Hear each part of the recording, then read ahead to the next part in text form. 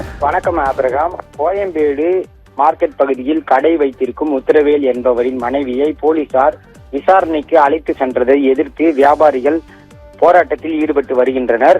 அந்த காட்சிகளை தான் நாம் பார்த்துக் கொண்டிருக்கிறோம். சென்னை கோயம்பேடு மார்க்கெட் பகுதியில் உத்தரவேல் என்பவர் கடை நடத்தி வருகிறார். அவரிடம் கடையை லீஸுக்கு வாங்கி சதீஷ்குமார் என்பவர் கடந்த 7 வருடங்களுக்கு மேல் நடத்தி வருகிறார். இந்நிலையில் கடையை தனக்கே விற்குமாறு சதீஷ்குமார் ஏற்கனவே கூறியிருந்தார். இதனால் சதீஷ்குமார் உத்தரவேலிடையே கருத்து வேறுபாடு ஏற்பட்டு இருவருக்கும் இடையே மோதல் போக்கு உருவானது. இது தொடர்பாக கோயம்பேடு K10 காவல் நிலையத்தில் வழக்கு பதிவு செய்யப்பட்டு விசாரிக்கப்பட்டு வந்தது. இதில் சதீஷ்குமார் தரப்பில் இருந்து முன்ஜாமீன் பெற்றதால் அவரை போலீசார் விசாரணைக்கு அழைத்து செல்ல முடியவில்லை.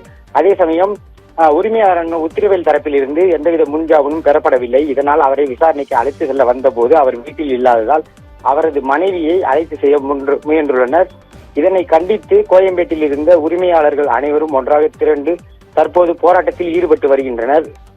உத்தரவேல் மீது விசாரணை இருப்பதாக இருந்தால் அவரை தான் அழைத்து செல்ல வேண்டும், அவரது மனைவியையே அழைத்து செல்கிறார்கள்.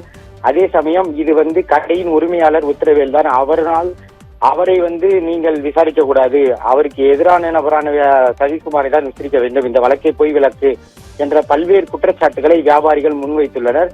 தற்போது அந்த சம்பவத்தை, அந்த விசாரணையை கண்டித்து சாலை மறியலிலும் வியாபாரிகள் ஈடுபட்டு வருகின்றனர். இது தொடர்பாக மேலும் போலீசார் தரப்பிலிருந்து பேச்சுவார்த்தை நடத்தப்பட்டு வருகிறது.